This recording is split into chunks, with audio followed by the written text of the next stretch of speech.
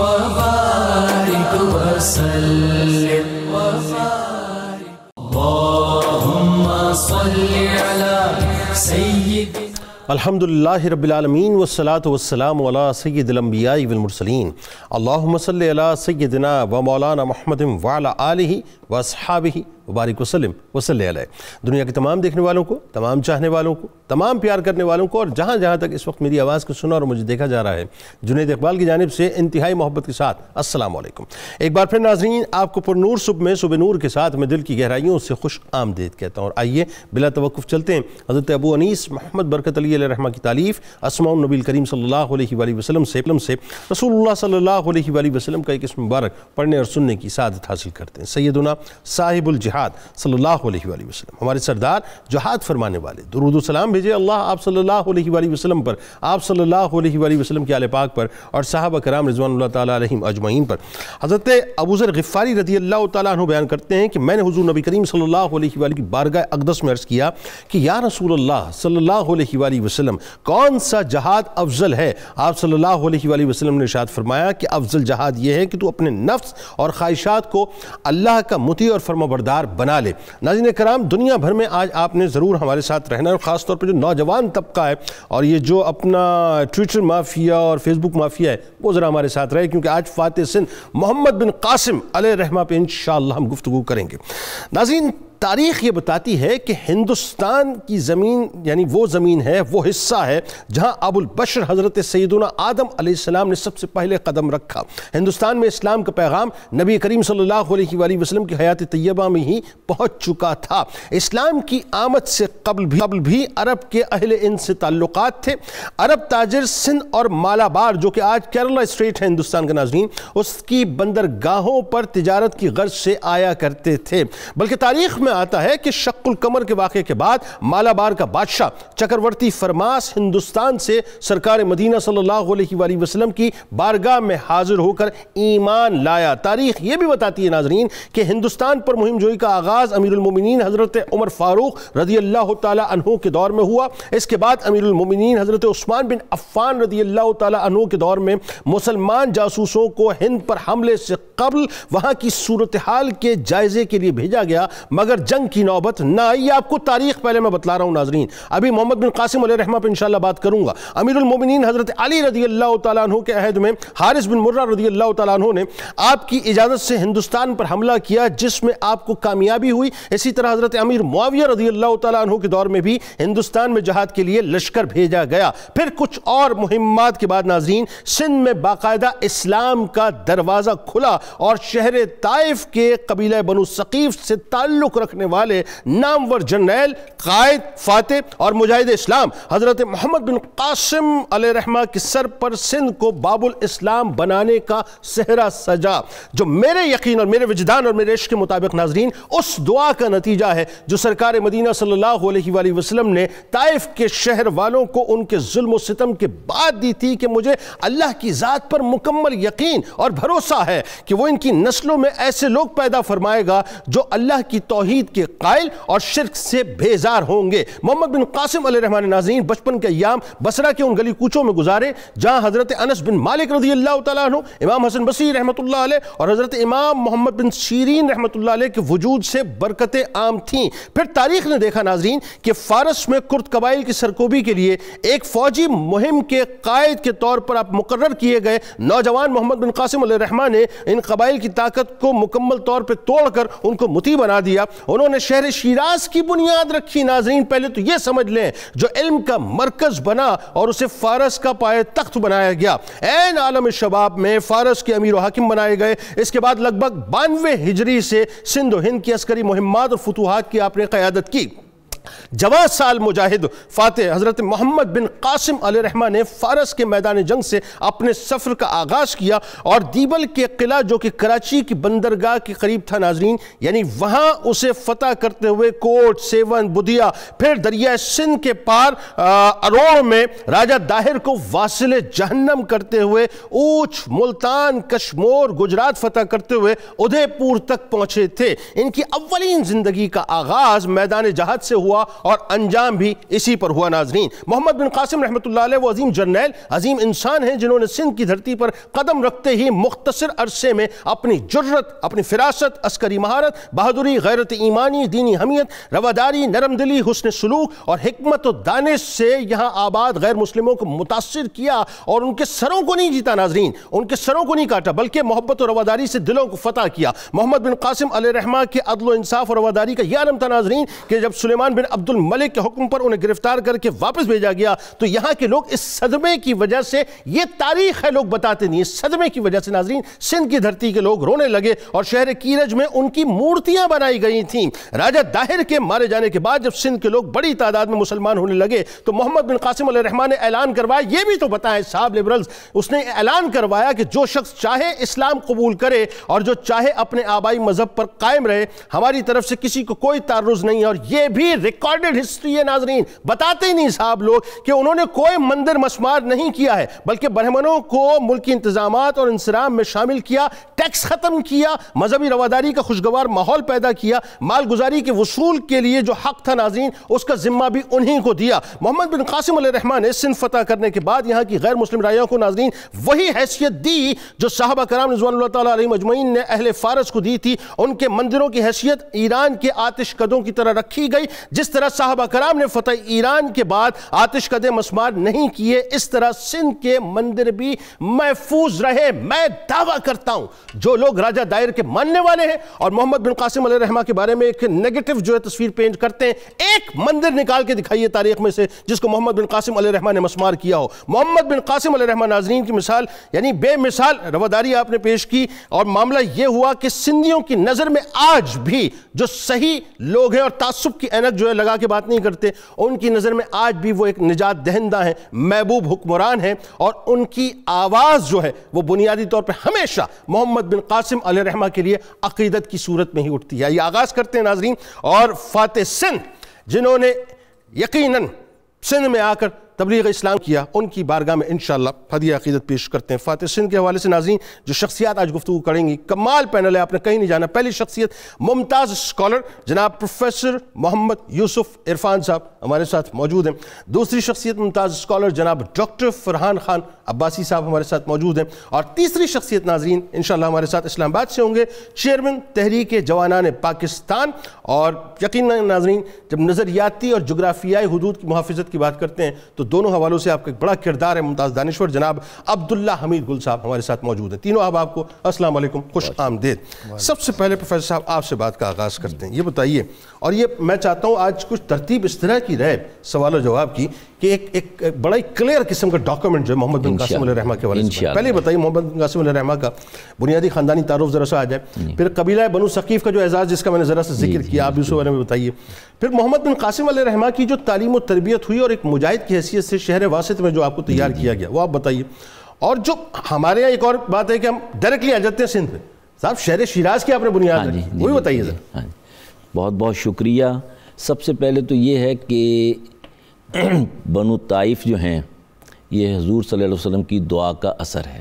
بنو ثقیف، بنو ثقیف بالکل ٹھیک، طائف کے رہنے والے، بالکل ٹھیک، کہ جب ان کے بچوں نے ظلم و ستم اور سنگزری کا انتہا کی تو آپ کے پاس حضور اللہ نے بھیجا کہ حکم دیں تو ہم 2 پہاڑوں میں انہیں ختم کر دیں۔ درست۔ تو آپ نے فرمایا کہ میں رحمت للعالمین ہوں، سبحان اللہ، اور ان کی نسلوں سے بھی اسلام کی آبیاری ہوگی انشاءاللہ۔ اور یہ دعا قبول ہوئی کیونکہ رحمت ہیں۔ محمد بن قاسم بھی اس خطے میں رحمت ہیں جہاں ڈھیروں بت پوجے جاتے تھے، بالکل ٹھیک۔ اور دوسری بڑی بات یہ ہے کہ جیسا کہ ابھی آپ نے ذکر کیا جنگ قادسیہ سے پہلے بھی اور جنگ قادسیہ کے بعد بھی، ایران جب فتح ہوا ہے تو ان کے معاون چچ تھے اور راجہ داہر تھے، یہ جنگی مدد بھی کرتے تھے اور مال کی بھی، اور یہاں کے جو جاٹ تھے یہ ان کے ساتھ تھے، ٹھیک ہے۔ اور اس سے پہلے محمد بن قاسم کا یہ ہے کہ یہ ایک یتیم بچے تھے، ان معنوں میں کہ چھوٹے تھے تو والد صاحب فوت ہو گئے۔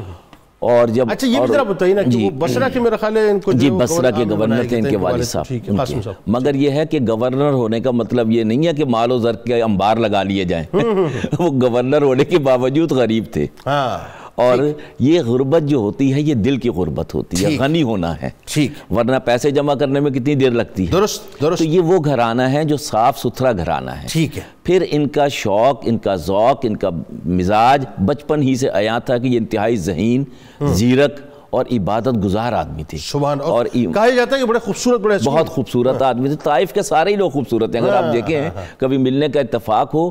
یہ خوبصورت علاقہ ہے، خوبصورت لوگ ہیں، خوبصورت عادات ہیں. اور اس کے برعکس باقی ادھر یعنی آپ عراق مکے کی اگر پہاڑیاں بھی دیکھیں تو وہ بھی یعنی سیاہ ہو چکی ہیں گرمی کی وجہ سے، مگر طائف بالکل صاف ستھرا علاقہ ہے. اور یہاں پہ رحمت یہ ہے کہ اسے باب الاسلام، باب الہند کہا جاتا ہے. انہوں نے جو فتح کی اس کا سب سے بڑا نتیجہ آج یہ ہے کہ آج پاکستان سندھ پاکستان کا حصہ ہے. اور یہ وہ سندھ تھا کہ 4 صوبوں میں بٹا ہوا تھا جو ظاہر کی حکومت تھی، اور اس کا ایک صوبہ جو تھا ملتان تھا جس کی سرحدیں کشمیر تک ملتی تھی. اور یہ سارے علاقے انہوں نے فتح کیے.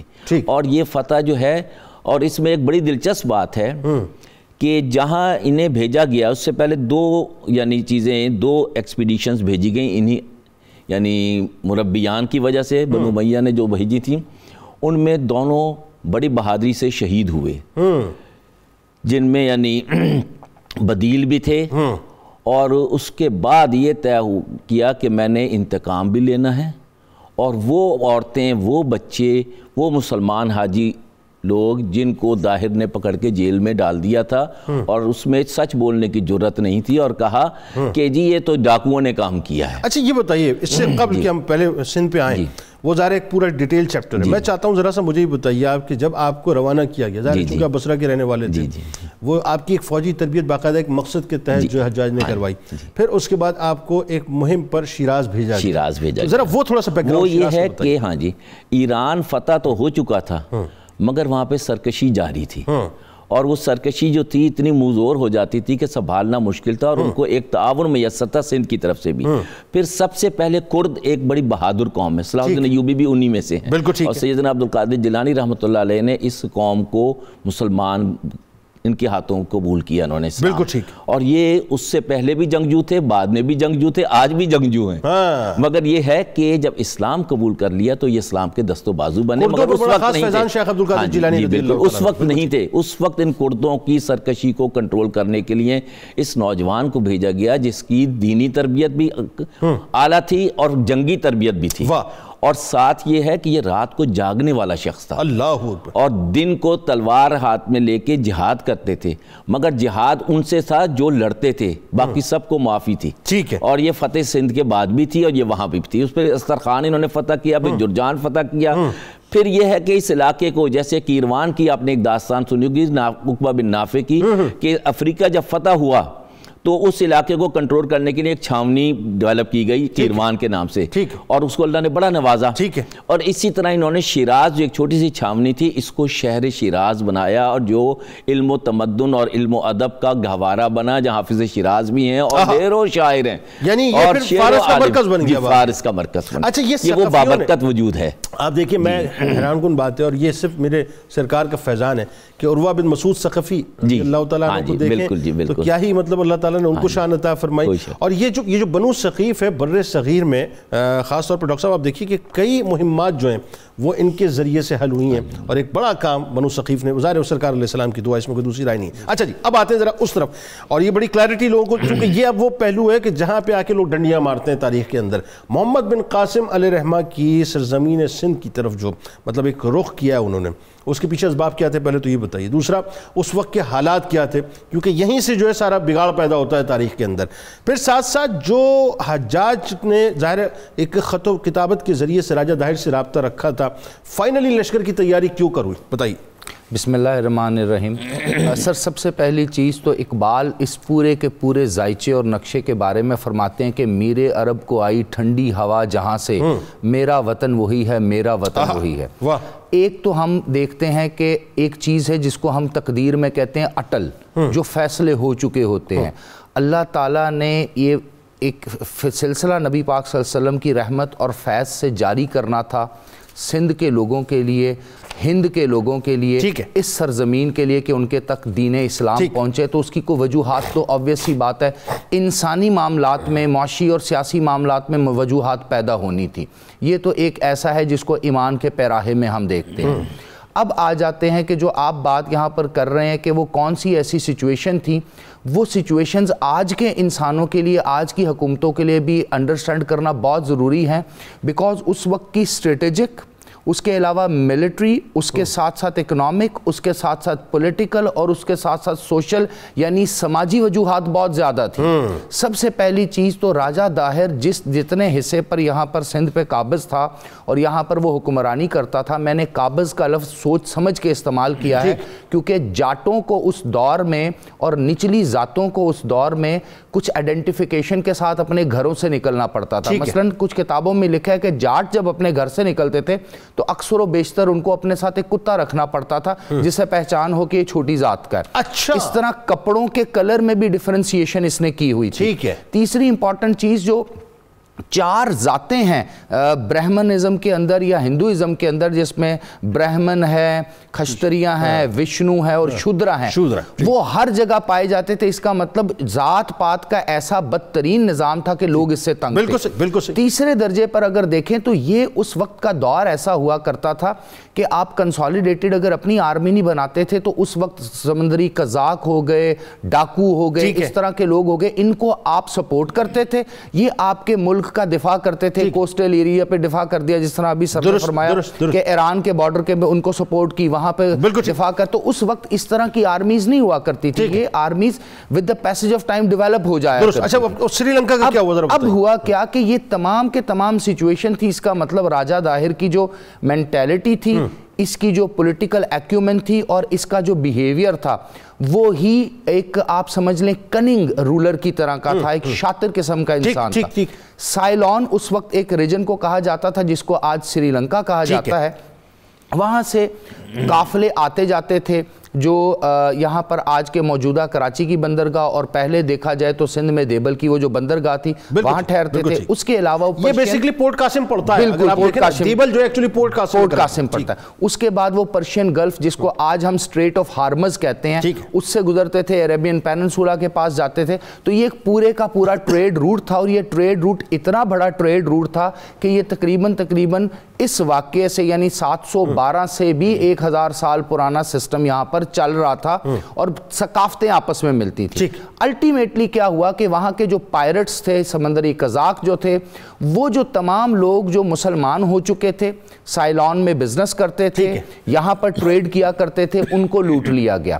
اچھا وہ جا رہے تھے حجاز مقدس؟ بالکل وہ حجاز مقدس جو لوگ مر چکے تھے، ان کی فیملی کی کچھ خواتین بچے وغیرہ، بالکل ایسا ہی ہے۔ اس میں ہوا یہ تھا کہ کچھ تو اپنی ٹریڈ کے لیے جا رہے تھے، کچھ ظاہر سی بات ہے وہاں پر حج عمرہ کے سیزن تھے تو اس لیے جایا کرتے۔ تو پرانے دور میں تو کئی مہینوں اور سالوں کا سفر ہوا کرتا تھا نا، تو ان میں سے جو لوگ بچ گئے ان سمندری قزاقوں سے، تو انہوں نے جا کر پھر وہ آگے جو مسلم حکومت تھی اس کو ولید بن عبد الملک کا دور، بالکل یہ ساری چیز خلیفہ کو بتائی۔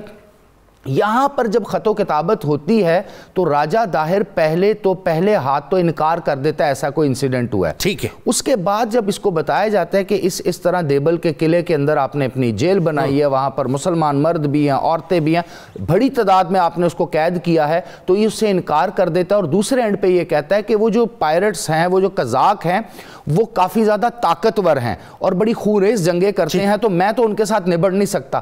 اب یہ ایسے سوالات اور ایسے جوابات آ رہے تھے جس سے مسلمانوں کو ایک چیز کا اندیشہ ہوا کہ جو راجہ داہر ہے، پہلے تو یہ ایرانیوں کے ساتھ ملا ہوا تھا جب ہم نے یہ فارس کا ایکسپیڈیشن کیا، اس کے بعد یہ کردوں کے ساتھ مل کے ہمیں تنگ کرتا ہے، تو یہ اسٹریٹجک پوائنٹ آف ویو سے ایک پرماننٹ ایشو بنا رہے گا۔ یہاں پر مکران کے اندر چونکہ مسلمانوں کی حکومت تھی، تو اسٹریٹجک پوائنٹ آف ویو سے بھی ضروری تھا کہ اب اس کننگ قسم کے انسان کو، اس راجہ کو سبق سکھایا جائے۔ کیوں؟ ایک تو ہمارے مسلمان مرد عورتیں وہاں پر اس کے پاس قید تھے، دوسری امپورٹنٹ چیز سر اگر آپ اس وقت کے نقشے دیکھیں تو مسلمانوں کی بہت بڑی ریاست پھیلی ہوئی تھی اس وقت وہاں پر، تو یہ تو بہت بڑا چیلنجنگ ایٹیٹیوڈ تھا راجہ داہر کا کہ اس کو ہم جواب نہ دیتے۔ حضرت عثمان بن عفان رضی اللہ تعالیٰ عنہ کے دور میں 44 لاکھ مربع میل تک آپ پہنچے، اور یہ جو پوائنٹ ہے نا جہاں کی آپ بات کر رہے ہیں، ایکچولی یہی وہ نقطہ ہے کہ جہاں پہ آ کے لوگ ڈنڈی مارتے ہیں کہ صاحب وہ جو ہے نا وہ اپنا محمد بن قاسم کو کسی اور بار مقصد جو لوگ وہاں سے بھاگ گئے تھے ان کو جو ہے مطلب لانے کے لیے بھیجا. یہی وہ موقع ہے جہاں پہ جو ہے وہ ٹویسٹ کیا جاتا ہے ہسٹری کو بنیادی طور پر. ایسا نہیں ہے, ایسا نہیں ہے, بالکل ایسا.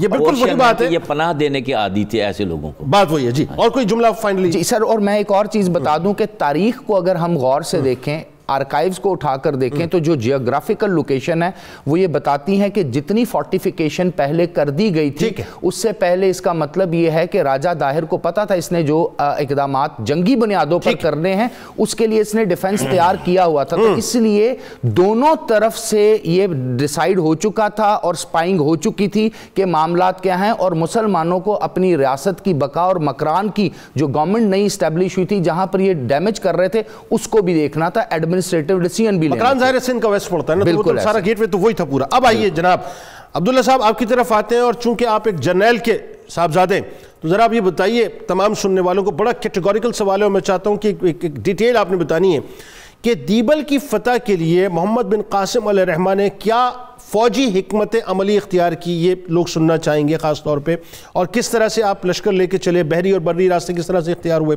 دوسرا یہ بتائیے کہ تعداد وغیرہ کیا تھی لشکر کی, اور تیسرا کہ دیبل کے قلعے پر جو نصب ایک بت تھا اور اس کے اوپر جو ایک جھنڈا تھا وہ چونکہ ایک ان کی نفسیاتی اٹیچمنٹ تھی اس کے ساتھ, وہ کیسے گرایا گیا, پورا منظرنامہ ذرا بیان کیجیے. بسم اللہ الرحمن الرحیم. بہت بہت شکریہ, مجھے آپ نے اس قابل سمجھا کہ اتنی بڑی شخصیت کے اوپر جو ہے وہ میں لب کشائی کروں. دیکھیں اس کی تھوڑی سی بیک گراؤنڈ تو یہاں ساری دی گئی ہے کہ 8ویں صدی کے اندر مسلمان جو ہے وہ یاقوت نما جو ایک جزیرہ تھا جس کو سیلون بھی کہا جاتا ہے, سری لنکا بھی کہا جاتا ہے, مالابار کے حوالے سے بھی بات ہوتی ہے, یہاں مسلمان تاجر آیا کرتے تھے اور تجارت کرتے تھے, اور پھر ان کو ظاہر ہے تجارت کے بعد اور جو حوالے جتنے بھی تھے اس کے ساتھ اتنا اچھے مراسم ہو گئے کہ وہاں کے لوگوں نے اور حکمرانوں نے ان کو تحفے تحائف دے کے واپس بھیجا.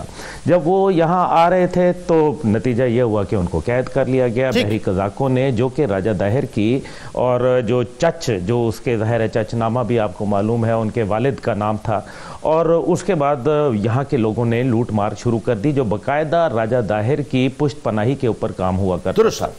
اور یہ میں آپ کو ضرور بتا دوں, جس طرح سے اسٹریٹ آف ہرمز کا ذکر ہوا, آبنائے ہرمز کا دوسرا جو راستہ تھا وہ بعد میں استعمال ہوا, وہ آبنائے ملاکا ہوا, جس کے بعد آپ کو پتہ چلے گا کہ جب روہنگیا کے مسلمان بھی وہاں تاجر ہی تھے جو آباد ہوئے, بعد میں انہوں نے 300 سال سے زیادہ وہاں حکومت کی. بہرحال وہ ایک علیحدہ قصہ ہے, ہم اسی کے اوپر آتے ہیں. اب مسئلہ یہ ہوتا ہے کہ جب راجہ داہر کو کہا جاتا ہے کہ جناب آپ کے جب مسلمان حکمراں وہاں جو قیدی ہیں ان میں سے ایک خاتون جو ہے وہ خط لکھتی ہے اور پکارتی ہے مسلمان حکمران کو اور کہتی ہے کہ جناب آ کے ہماری مدد کریں کیونکہ ہمارے ساتھ تو ظلم و ستم ہو رہا ہے. نتیجہ یہ نکلتا ہے کہ اس کے لیے باقاعدہ 710 کے اندر اور 711 کے اندر جو ہے وہ لشکر بھیج جاتے ہیں. پہلے عبید اللہ جو ہیں ان کو شکست ہوتی ہے, اس کے بعد جو ہے وہ پھر جو دوسرے کیا مجھے ذہن میں نام ابھی نکلا, بیدل کے جو لشکر ہے اس کو شکست ہو جاتی ہے, اور پھر بدیل, اور اس کے بعد پھر جو ہے ساتھ ہی ساتھ ایک اور ظلم یہ ہوتا ہے کہ جو سپہ سالار تھے وہ بھی ان کو شہید کر دیا جاتا ہے اور بہت ساری شہادتیں ہو جاتی ہیں. سر میرا خیال ہے ہم اگر فتح پہ آ جائیں ڈائریکٹلی کیونکہ وقت کم ہوگا, دیبل کا منظرنامہ جو فتح کا ہے وہ بتائیے. جی دیکھیں پھر نظر انتخاب جو ہے وہ محمد بن قاسم کے اوپر پڑتی ہے. 17 سال جرنیل جو ہیں ان کی فتوحات کے ذکر تو آپ نے سامنے کر ہی دیا. فارس کوئی معمولی نہیں تھی, سلطنت فارس پوری تھی اور اس کا فتح یاب ہونا ایک بڑا اعزاز کی بات تھی. دیبل کا منظرنامہ یہ ہے کہ دیبل کے اوپر جو ہے وہ پہلے اپنا ایک قلیل لشکر جو ہے جس کے اندر 6000 عراقی اور 6000 تقریباً شامی جو لوگ تھے موجود تھے, اس میں گھڑ سوار بھی تھے 6000 کے 2000 کے قریب, اور اسی طرح سے اونٹ کے جو لشکر تھے وہ بھی موجود تھے. بعد میں مقامی طور پر وہاں لوگوں کو بھرتی کیا گیا اور تقریباً یہ 18,000 جو ہے وہ ایک لشکر بن گیا. اب پہلی دفعہ منجنیق کا استعمال ہوا, منجنیق جس کو عروس بھی کہتے تھے, اور اس کو چلانے کے لیے 500 لوگ جو ہے وہ چاہیے ہوتے تھے.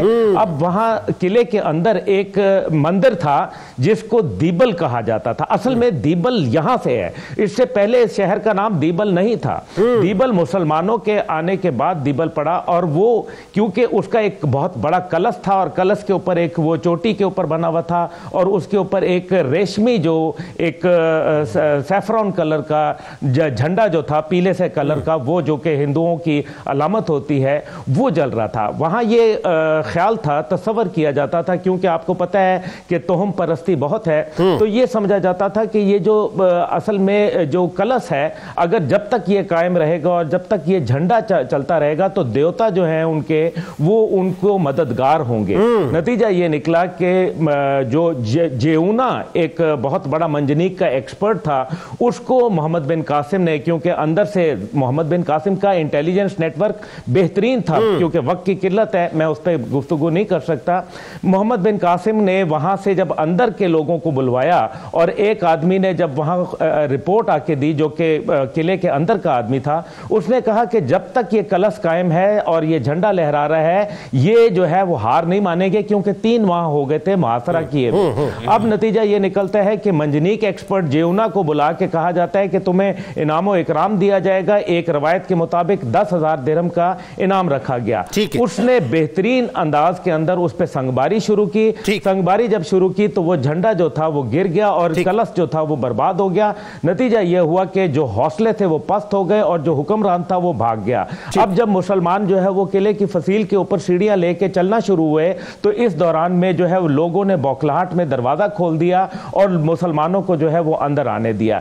नतीजा यह हुआ कि शहर जो है उसमें थोड़ी सी लड़ाई हुई, लेकिन जिस तरीके से कहा जाता है कि जी पता नहीं क्या खून का बाजार गर्म हुआ, बिल्कुल झूठ है। इसकी कोई हवाला नहीं मिलता, कोई मुस्तनद इसके ऊपर डॉक्यूमेंट मौजूद नहीं है। नतीजा यह होता है कि मोहम्मद बिन कासिम वहां सबको माफ कर देते हैं और वहां का हुक्मरान जो है वो भाग अपनी जान बचा के जो है वो निकल जाता है। अब्दुल्ला साहब, इसमें एक सवाल मैं सवाल एक फ्लोट करूं। एक तो ये कि जंगी हिकमत अमली में उन्होंने किया ये कि जो स्ट्रैटेजी थी वो ये थी, जो मैं समझाऊं, आप जरा से इस बात पे मुझे करेक्ट कीजिएगा, कि एक तो सूरज को रखा पुष्ट पे, सुबह उन्होंने दूसरा काम ये किया कि अलग सुबह जो है वो अपना हिकमत अमली ये थी कि हम जंग के मैदान में कूदेंगे। तीसरा ये कि मशरिक की जानिब उन्होंने मंजनीक जो है उसको नस्ब किया था और एक स्टेप उसको नीचे कर दिया था। और चौथी बात ये कि वो जो फसील थी, यानी उस फसील के चारों तरफ उन्होंने खंदकों को खोद दिया था। और पांचवी जो अहम तरीन बात है जो आप बात कर रहे थे, उसमें मेरा ख्याल है आप इस पर कॉमेंट फरमाइए कि ये वहाँ का एक बरहमन जब हमला हुआ है तो बरहमन खुद बाहर निकला है और उसने आके जो है मोहम्मद बिन कासिम से कहा है कि हमने अपनी किताबों में ये पढ़ रखा था कि एक वक्त ऐसा आएगा कि मुसलमान जो हैं वो बाकायदा फतह करेंगे इस किले को और वो सबको अमान देंगे। तो खून रेजी तो हुई नहीं है साहब, ये तो ऑन द रिकॉर्ड बात है। जी यही बिल्कुल ऐसे ही है कि ये तो खैर हिकमत अमली थी ना, लेकिन जो इसके अंदर इंपॉर्टेंट है कि वो सूरज क्योंकि पुष्ट पे था तो लोगों को नजर नहीं आ सका कि क्या हुआ। हाँ। और ये एक बड़ी टैक्टिक्स थी। इसके अंदर ये था कि इसको कहते हैं कि दुश्मन के ऊपर जो है वो उनकी नजरबंदी कर देना, और वो नजरबंदी सूरज को इस्तेमाल करके की, ये जंगी हिकमत अमली थी। और वो लोग जो थे वो तो ताकत के नशे में चूर थे, उन्होंने तो बहुत सारे इस किस्म के मार्के देखे हुए थे और वो ये समझते थे कि ये हमारा किला जो है ये मजबूत है। नतीजा ये हुआ कि जो शहर के लोग थे, क्योंकि वो भी तंग आए हुए थे, ये बड़ी अहम बात कर रहे हैं, बाहर लगे हुए थे। और जिस तरह से अभी ये जी, और जिस तरीके से ये अभी बताया गया कि वेश, क्षत्रिय, शूदर, ब्राह्मण, और बिल्कुल ये मुस्तनद है, ये हम बाद में बात कर लेंगे कि कुत्ता लेके इजाजत थी कि आप नंगी पीठ के ऊपर सवार होंगे घोड़े की, आप जो है सर के ऊपर जो है वो और पैर के अंदर जूती नहीं पहनेंगे, सर पे कपड़ा नहीं रखेंगे, कोई रेशमी कपड़ा, कोई महंगा कपड़ा आप जेब तन नहीं कर सकेंगे। अगर कोई जो बर्तर जो ब्राह्मण आ रहा है तो उसके सामने आप पैदल हो जाएंगे, उसको देखेंगे नहीं, उसको छुएंगे नहीं, उसके बर्तन को हाथ नहीं लगाएंगे। उस बर्तन को अगर उसे ब्राह्मण के अगर वो पानी भी मांग लेता था तो उसके पानी को वो हाथ से यूं करके पिया करते थे। उनको बर्तन को छूने की, हाथ लगाने की इजाजत नहीं थी। उनकी औरतों के साथ जुल्म और सितम हुआ करता था। नतीजा यह हुआ कि वो लोग भरे पड़े थे। उन्होंने मोहम्मद बिन कासिम को वेलकम किया, उन्होंने देखा, नतीजा यह हुआ कि मोहम्मद बिन कासिम ने कैद खाने से जो लोगों को आजादी दिलवाई और उनको हिजाज मुकद्दस की तरफ रवाना किया। उसके बाद की दास्तान داستان تو پھر سر اس پہ بات کرتے ہیں. ابھی تو راجہ داہر کو واصل جہنم کرنا ہے نا. بات یہ کہ وہ جو راجہ داہر کو جو لوگ اپنا ہیرو کہتے ہیں, مجھے پتا ہے آج ظاہر ہے چونکہ دن ہے, اب وہ جی وہ ہیش ٹیگ جائیں گے راجہ داہر از آر ہیرو, اور مطلب محمد بن قاسم علیہ رحمہ کے لیے پتہ نہیں کیا کیا مغلظات بکے جائیں گے. یہ میرا خیال ہے, اور میں غلط نہیں ہوں, بلکہ اس پہ بات کریں گے ابھی یوسف عرفان صاحب سے, کہ یہ بھی 5th جنریشن وار فیئر کا ایک حصہ ہے کہ اپنے ہیروز کو زیرو کر دیا جائے اور جو متنازع مطلب لوگ ہیں ان کو جو ہے ہیرو بنا دیا جائے. ہمارے ساتھ رہے ناظرین, سرکار علیہ السلام کی بارگاہ میں ہدیہ درود پیش کرتے ہیں, اور درود پاک کے بعد انشاءاللہ جب لوٹیں گے تو آپ کو بتائیں گے کہ جو لوگ آج راجہ داہر کو اپنا ہیرو کہتے ہیں اس کا اصل چہرہ کیا تھا, راجہ داہر کا اصل چہرہ کیا تھا, اور اس کے بعد دریائے سندھ کے پار جو اروڑ کا مقام تھا وہاں پر محمد بن قاسم علیہ رحمہ نے کس انداز سے راجہ داہر کو واصل جہنم کیا. یاد رکھیے گا کہ ایک طرف طارق بن زیاد ہیں, یعنی اندلس کی جو جنگ ہو رہی ہے ناظرین, اس میں بھی صورتحال کچھ ایسی ہے اور یہاں بھی صورتحال کچھ ایسی ہے. درود پاک.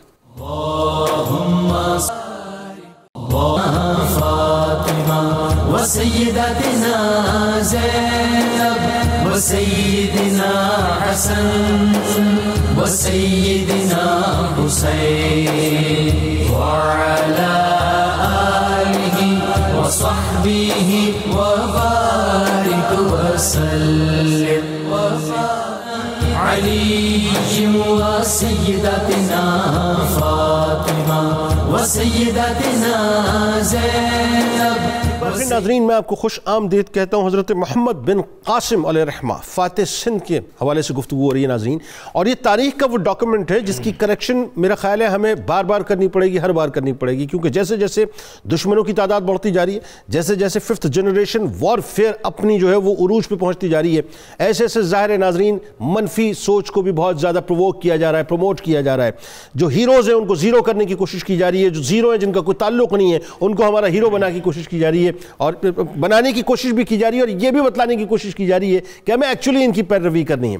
لیکن یاد رکھیے ناظرین, جب تک آپ تاریخ کو خود بیٹھ کے نہیں پڑھیں گے, میں تمام اسٹوڈنٹ سے اس وقت مخاطب ہوں, جب تک آپ کتب بینی خود نہیں کریں گے, تاریخ کو آپ خود نہیں کھنگالیں گے, تعصب کی اینک اتار کے خود نہیں سمجھیں گے, اس وقت تک آپ کو کچھ سمجھ نہیں آئے گا. یہ لیپ ٹاپ, یہ موبائل, یہ جتنا بھی آپ مختلف قسم کے ایپ میں اپنا جو ہے وہ وقت برباد کرتے ہیں, اس سے بہتر یہ کہ تاریخ کو سمجھیں تاکہ آپ کو پتہ چلے کہ آپ کی اصل کیا ہے. اب ذرا بڑی اہم ترین بات ہے ڈاکٹر صاحب, وہ آپ بتانا ہے آپ نے, اور یہ بات ایسی ہے.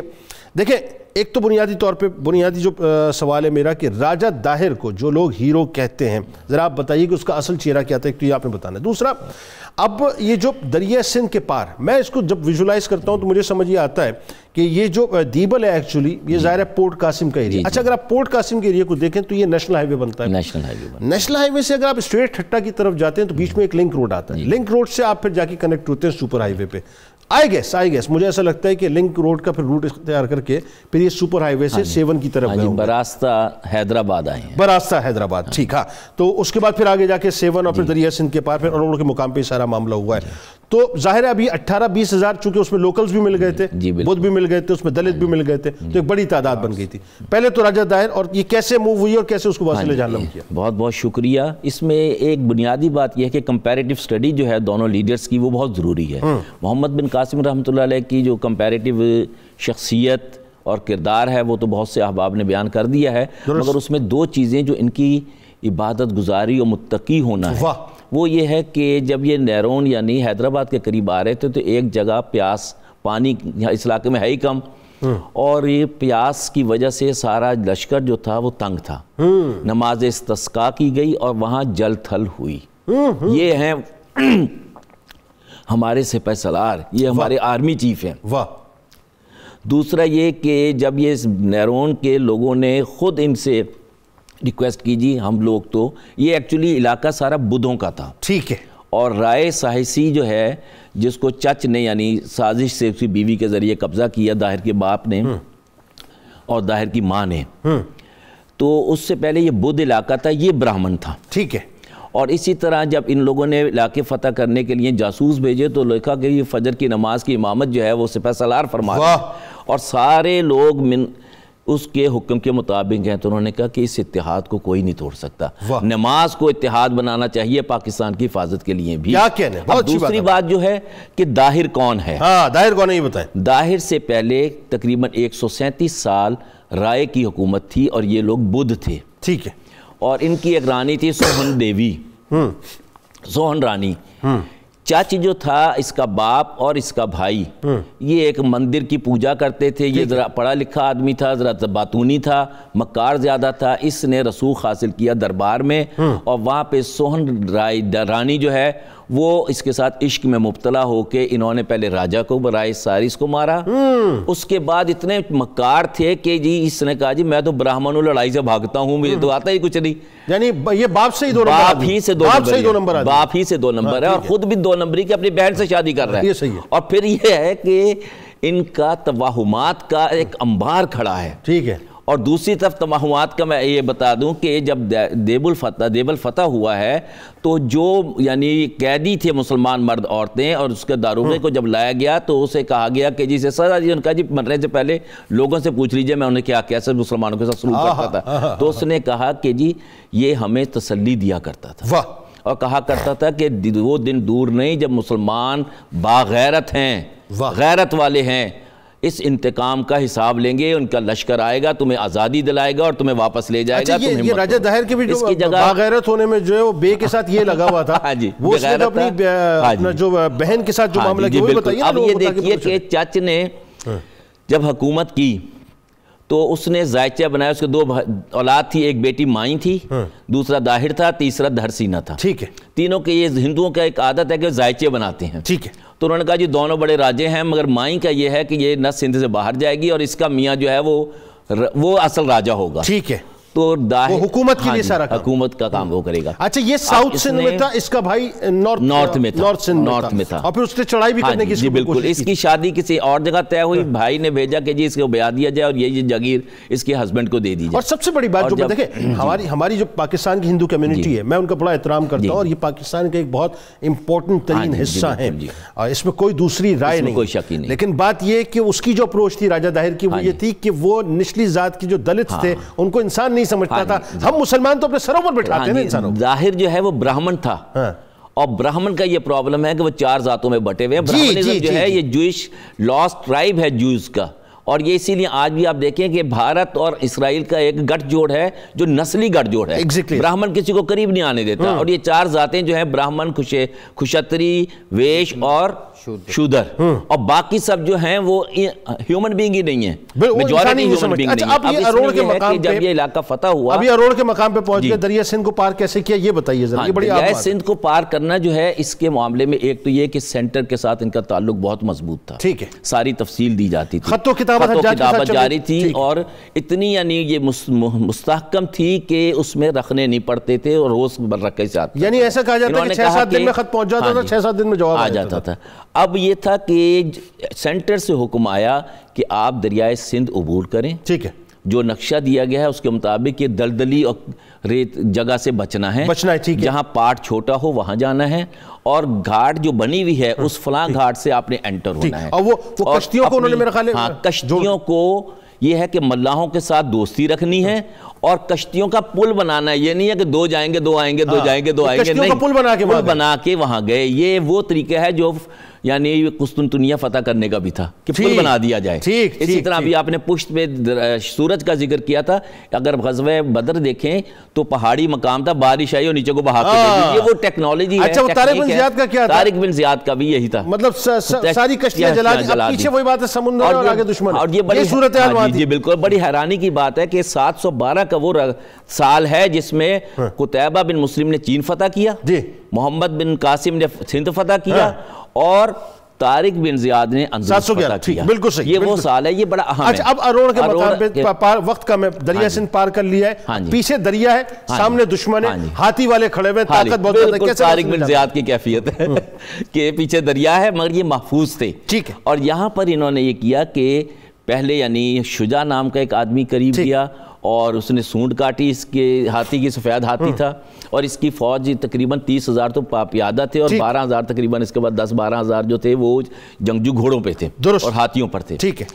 तो इन्होंने पहला हमला ये हुआ कि जब हाथी भेजे गए तो मुसलमान बट गए। ठीक है। और बटने के बाद हाथियों को वापस उनके लश्करी तरफ भेज दिया। ठीक। फिर उससे जो भगदड़ मची उससे दाहिर की फौज बिखरी, और फिर दाहिर को जान बचाने के लिए आगे बढ़ा तो उसको मार दिया गया, और पहले यानी शामी और कूफी लोगों ने मारा। ٹھیک. اور اچھی بات یہ ہوئی کہ لوکلز کی سپورٹ, وہی بات آ گئی کہ جب آپ دیکھیں آپ کسی کو بھی دبائیں گے, احساس سے محرومی پیدا کریں گے, تو ایک سرٹن ٹائم تک تو آپ اس کو دبا سکتے ہیں, لیکن وہی بات ہے جب وہ اٹھتی ہے قوم تو پھر دوسرے انداز سے اٹھتی ہے. یہاں میں ایک بات اگر مائنڈ نہ کیجیے, وہ یہ تھی کہ اس علاقے کے لوگوں نے مسلمانوں کو ویلکم کیا تھا, اور یہ اب تک ویلکم کرتے ہیں. ہم لوگ تھوڑے سے غافل ہو رہے ہیں جس کی وجہ سے رکھنے پڑ رہے ہیں. یہی بات میں کر رہا ہوں. آگے چلتے ہیں جی. اب دیکھیں وہ وہاں کے لوگوں نے ویلکم کیا.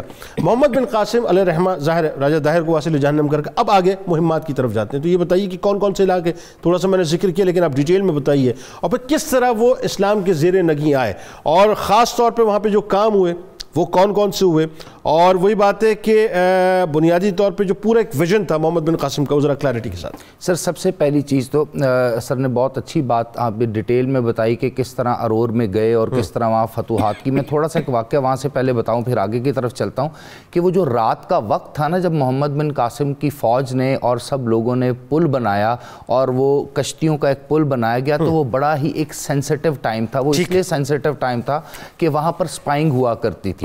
راجہ داہر کو جب یہ انفارمیشن ملی کہ مسلمان جو کشتیوں کا ایک پل بنا کر وہاں سے آ رہے ہیں, تو اس نے پراپر طریقے سے وہاں پر جو وہاں کا لوکل جرنیل تھا اس کو حکم بھیجا اور وہاں پر فوج کشی کرنے کا حکم دیا.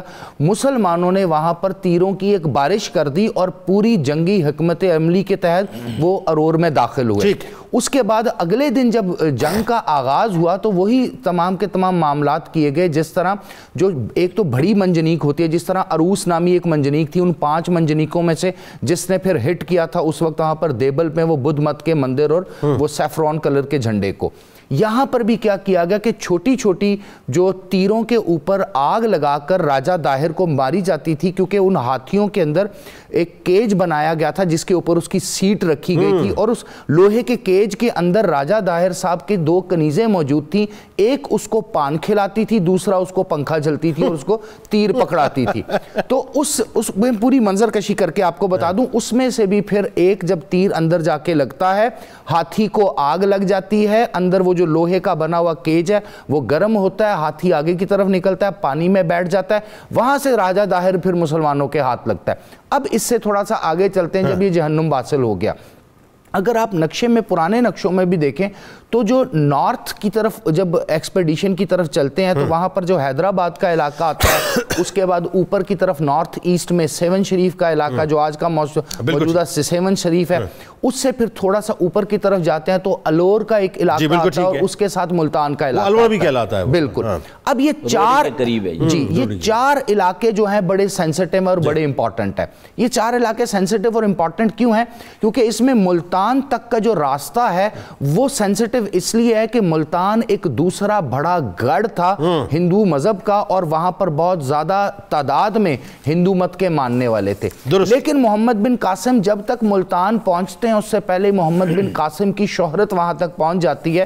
یعنی محمد بن قاسم جو ہے ایک فاتح تو ہیں لیکن ایک رحم دل بھی ہیں. ابھی آپ نے ایک لفظ کا انتخاب کیا تھا, امان. محمد بن قاسم نے 2 کیٹیگریز میں جو ہے نا پیس ٹریٹیز کی تھی. ایک کو کہتے ہیں صلح اور دوسرے کو کہتے ہیں امان. وہ تمام لوگ جو جنگ کے لیے نہیں آتے تھے اور سرنڈر کر دیا جاتا تھا, ان کو جان کی امان دی جاتی تھی, مال کی بھی امان دی جاتی تھی, ان سے ایک اسپیسیفک اماؤنٹ کا جزیہ لیا جاتا تھا. اور دوسری طرف جو جنگ کے لیے آ بھی جاتے تھے, اگر جنگ کے کسی حالت میں وہ سرنڈر کر دیتے تھے تو ان سے پھر صلح کی جاتی تھی. اسی سلسلے میں جب محمد بن قاسم کی یہ شہرت اوپر تک پہنچی تو ملتان میں 2-3 گروپس بن گئے. ایک گروپ ہندوؤں کا یہ چاہتا تھا کہ پہلے ہی امان لے لی جائے, لیکن دوسرا گروپ ایسا نہیں چاہتا تھا. تو پھر یہاں پر بھی محمد بن قاسم نے قتل و غارت نہیں کی, میسیکرنگ نہیں کی, یعنی خونریزی سے آپ باز رہے, دین حق پہ چلتے رہے. آپ نے ملتان کا پانی بند کر دیا. جب ملتان کا 7 دن کے لیے پانی بند ہوا, وہ لوگ آئے اور ملتان کے قریب ہی بڑے بڑے ان کے جو گھر بنے ہوئے تھے, وہاں کے جو بزنس مین اور مرچنٹ تھے, انہوں نے ایک ٹریٹی سائن کی اور اس ٹریٹی میں صلح بھی کی گئی, امان بھی دیا گیا. اور اس کے بعد ایک بہترین دور جو شروع ہوتا ہے, جس کا ذکر پھر آپ ویسٹرن بکس میں بھی پڑھتے ہیں, مسلم کے ہاں بھی پڑھتے ہیں, عرب کے ہاں بھی پڑھتے ہیں, کہ پراپر کلچر جو ہندو مذہب کا تھا وہ سنبھالا گیا. یہاں میں ایک خصوصی بات کرنا چاہوں گا یاد رکھیے گا دنیا کا وہ ریجن جو میسیکرنگ کے ساتھ، کلنگ کے ساتھ، بربریت کے ساتھ فتح کیا جاتا ہے، اس قوم کی نسل کشی کی جاتی ہے۔ محمد بن قاسم جب وہاں جاتا ہے، بابل سندھ میں جاتا ہے، اسلام داخل ہوتا ہے، ایڈوینٹ آف مسلم ان سندھ ہوتا ہے، تب بھی مسلمان مائنورٹی میں ہیں۔ اور آج بھی اگر دیکھ لیجئے اس پورے پاکستان انڈیا کو اور اس پورے ریجن کو نقشے میں اگر غور سے دیکھیں تو آج بھی ہم میجورٹی میں نہیں ہیں۔ اس کا مطلب ہم نے جینز کی، ہندوؤں کی، بدھسٹ کی اور ڈیفرنٹ کاسٹ کے لوگوں کی لیکن سب کانٹیننٹ ویسے اگر آپ بات کریں سب کانٹیننٹ، لیکن ہم نے ان کی قتل و غارت نہیں کی، لیکن اگر آپ سب کانٹیننٹ کی ویسے بات کریں ٹوٹالٹی میں اگر 1.5 ارب کی آبادی پوری دنیا میں مسلمانوں کی ہے تو آپ یہ سمجھ لیجیے اس کا 40% حصہ جو ہے آپ کو، لیکن سر جو ہم پر الزام لگتا ہے کہ انہوں نے قتل و غارت کی ہے، اگر قتل و غارت کی ہوتی، آخر میں فائنلی 2 جملے کہ اب یہ ظاہر ہے ملتان سے ہوتے ہوئے جو ہے پھر آپ آگے گجرات کو چلے جائیں، کشمیر چلے جائیں، اچھا پھر آپ جب ادے پور تک پہنچتے ہیں تو آپ کو جو ہے وہ سلیمان بن عبد الملک کی طرف سے جو ہے وہ اپنا معزول کر دیا جاتا ہے اور واسط میں آپ کو قید کر دیا جاتا ہے۔ اصل اس کے پیچھے ریزن یہ ہے کہ یہ سلیمان بن عبد الملک جو ہے یہ obvious سی بات ہے ولید کا چھوٹا بھائی ہے، ان کے کچھ خاندانی مسائل ایسے چل رہے تھے کہ محمد بن قاسم کی پرسنالٹی کو ڈس لائک کیا جاتا تھا، یہ ایک پرسنل ایشو تھا، نہ کوئی ایڈمنسٹریٹو ایشو تھا، نہ محمد بن قاسم پہ کوئی الزام لگا تھا، نہ کوئی ایسی انکوائری سامنے آئی تھی۔ حجاج کا تھا، حجاج کی وجہ سے آپ کے ساتھ جو بخش کیا گیا، بالکل ایسا کیا گیا۔ لیکن ایک آخری جملہ میں آپ کو بتاتا ہوں، جب محمد بن قاسم کو پکڑا گیا اور بیڑیاں پہنائی گئی تو محمد بن قاسم نے ایک بڑا خوبصورت عربی کا شعر کہا، اس کا اردو ترجمہ ہے، اس نے کہا ہائے وہ نوجوان جو اسلام کی زینت تھا، جو لڑتا تھا، جو بہادر تھا، اس کو پکڑا گیا، ہائے اتنا بہترین دور جو آگے آنے والا تھا، اب اس کا کیا بنے گا؟ یعنی اس وقت بھی اس کو اسلام کی تکلیف تھی۔ ان اشعار کا ترجمہ اس طرح سے تھا کہ مجھے یہ لوگ کھو بیٹھے اور کیسے بڑے جواں مرد کھو بیٹھے جو جنگ کے دن اور سرحد کی حفاظت کے لیے کام آیا کرتا تھا۔ آخر میں عبداللہ صاحب آپ کی طرف میں آنا چاہ رہا ہوں، اور اب بڑا یہ سمجھ لیجئے کرکس ہے اس پروگرام کا، انتہائی توجہ کے ساتھ آپ نے سننا بھی ہے اور جواب آپ نے بہت ڈیٹیل دینا ہے کہ محمد بن قاسم علیہ الرحمہ کا کردار، جیسے میں ریپیٹڈلی ایک بات کہہ رہا ہوں، بار بار جو ہے آج کے دور میں متنازع بنانے کی کوشش کی جا رہی ہے، ہمارے ہیرو پر سوال اٹھائے جا رہے ہیں۔ اچھا نوجوان تو ظاہر ہے چونکہ کتب بھی نہیں رہی تو ان کو تو بس یہ جو واٹس ایپ پہ ویڈیوز مل جائیں یا سوشل میڈیا پہ یہ دیکھ کے کام چلا لیتے ہیں، پرسیپشن یہ بن جاتا ہے۔ پہلے تو یہ بتائیے ابھی کلیئرٹی کے ساتھ کہ محمد بن قاسم علیہ الرحمہ نے سندھ کو فتح کرنے کے بعد جو مقامی ہندو تھے، جو بدھ مت تھے، ان کے جو مطلب پیروکار تھے، ان کے ساتھ کیا رویہ اپنایا؟ دیکھیں ایک تو رویہ وہ تھا جب آپ جنگ لڑ رہے تھے، اور ایک رویہ جب آپ کی حکومت بن گئی، جب آپ کے زیر نگی سب آ گئے، اب وہ ایک اور کردار شروع ہو رہا ہے، کیونکہ نارملی تاریخ یہ بتاتی ہے کہ عموماً گردنیں کاٹ دی جاتی تھیں، بربریت کی جاتی تھی، ظلم و ستم کیا جاتا تھا، تو محمد بن قاسم نے جو تاریخ کا روشن باب مرتب کیا وہ کیسے کیا، ذرا تفصیلاً بتائیے اس بارے میں۔ جی میں پروفیسر یوسف عرفان صاحب کی طرف ضرور جاننا چاہوں گا، شروع میں جس طریقے سے انہوں نے بات کہی ہے اور کہ تمام مسلمان حکمران جو رات کو سجدہ ریز ہوتے تھے اور اللہ سے جو ہے وہ مدد بھی مانگتے تھے اور اللہ کے حضور گڑ گڑاتے تھے، اور دن کو وہ میدان جنگ میں جو ہے وہ عمل کرتے تھے۔ تو یہ تمام مسلمانوں کا، اگر آپ کو جو بھی بڑے مسلمان حکمران ہیں ان کا یہی طرز طریقہ ہے، اور اس کا مطلب ہے کہ اسلاف سے محبت جو ہے وہ محمد بن قاسم کا جو ہے وہ بنیادی جز تھا زندگی کا۔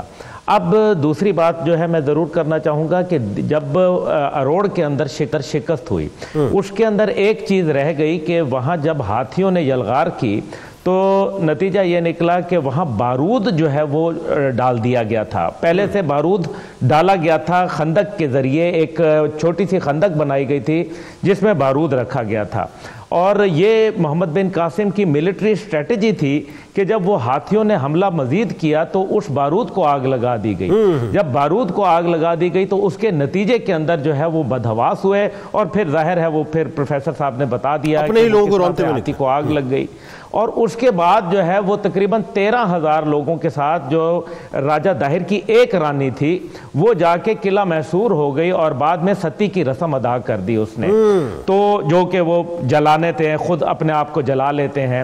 تو بہرحال اب ہم آتے ہیں محمد بن قاسم کے حوالے سے۔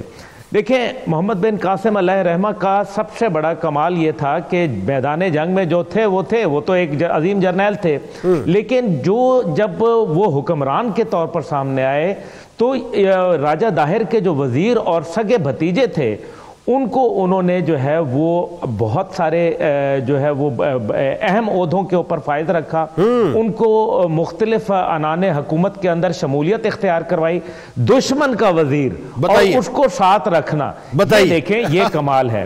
دوسری بات یہ ہے کہ ان کو زمئی کہا گیا جو کہ وہاں کے ہندو تھے، اور ان کے اوپر جزیہ جو ہے وہ عائد کیا گیا، جزیہ جو تھا 48 درہم جو تھا وہ سالانہ، جی، اور 48 درہم جو تھا وہ آپ کا تھا امیر کے لیے، اس کے بعد اس سے کم کے لیے 24 تھا، اور اس کے بعد غریب کے لیے تو بالکل معاف تھا، لیکن اس سے بہتر جو حالات تھے ان کے لیے 12 درہم تھا، یعنی کہ یہ ایک اتنا، اور اس کے نتیجے میں ان کو کیا ملتا تھا؟ ان کو برابری کا سلوک ملتا تھا، ان کو امن ملتا تھا، ان کو اپنی زمینوں پہ کاشت کرنے کی اجازت تھی، ان کو جو ہے کاروبار کھلا کرنے کی اجازت تھی، ان کے لیے کوئی انٹچیبل والا سٹیٹس نہیں تھا۔ اور پھر سب سے بڑی بات یہ ہے کہ جو غریب لوگ تھے ان کے لیے وظائف مقرر کیے گئے۔ اب ان کی تزئین و آرائش کے لیے جو مندر جو ان کے مشکل حالات میں تھے یا جہاں ان کو ضرورت تھی ریاست کے طور پر، جو ہے وہ ان کے جو ہے وہ مندر کی تعمیرات جو مطلب جو خراب ہو گئے تھے یا ان کو ٹھیک نہیں ہو سکتے تھے، ان کو مدد دی گئی کہ چلو سرکاری خزانے سے جو ہے ان کو پیسہ دیا گیا، عبداللہ صاحب وقت سے مر گیا، آرائش کی جائے۔ اب اس کے برعکس آپ دیکھیں بابری مسجد کو کس طرح سے شہید کیا جاتا ہے، آج کس طریقے سے وہاں جو ہے ہندو جو ہے آج بھی ظلم کر رہے ہیں، اور وہ ایک دور ہے۔ اسی وجہ سے محمد بن قاسم کی مورتیاں بنانا شروع کر دی، ان کی بہت شکریہ، بہت شکریہ عبداللہ صاحب، اس چیز کو جو ہے وہ انہوں نے، بہت شکریہ، بہت شکریہ۔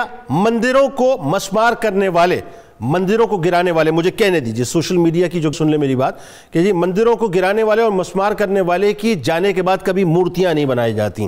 ناظرین کرام، کتاب و شفا کی جانب چلتے ہیں۔ دشمن پر فتح پانے کا وظیفہ کثرت کے ساتھ اللہ تعالیٰ کا اسم گرامی یا فتحوں کا ورد کرنے سے انسان بڑے سے بڑے دشمن پر غلبہ اور فتح حاصل کر لیتا ہے۔ حضرت علی کرم اللہ وجہ الکریم کا قول مبارک ہے کہ اپنے دن کا آغاز صدقہ دینے سے کرو، جس دن کا آغاز صدقہ دینے سے کرو گے اس دن آپ کی کوئی دعا رد نہیں ہوگی انشاءاللہ۔ روزنامہ رانچی نیوز میں مضمون ضرور پڑھیے گا۔ فاتح سندھ محمد بن قاسم علیہ رحمہ کے حوالے سے ٹویٹر پر میں فالو کیجئے، فیس بک پیج کو لائک کیجئے، یوٹیوب چینل کو سبسکرائب کر کے بیل آئیکن کو ضرور کلک کیجئے گا۔ آپ وہاں موجود ہیں، یہاں موجود، مل کے نعرہ لگاتے ہیں، اس دعا اس امید اس یقین کے ساتھ اجازت دیں، لا یؤمن احدکم حتی اکون احب الیہ من والدہ وولدہ والناس اجمعین۔ اللہ تعالیٰ آپ کا، ہمارا، ہم سب کا، پاکستان کا اور امت مسلمہ کا حامی و ناصر ہو، آمین۔ پاکستان کا مطلب کیا؟ لا الہ الا اللہ محمد رسول اللہ صلی اللہ علیہ وسلم۔ وعلى سيدنا علي وسيدتنا فاطمة وسيدتنا زينب وسيدنا حسن وسيدنا حسين وعلى آله وصحبه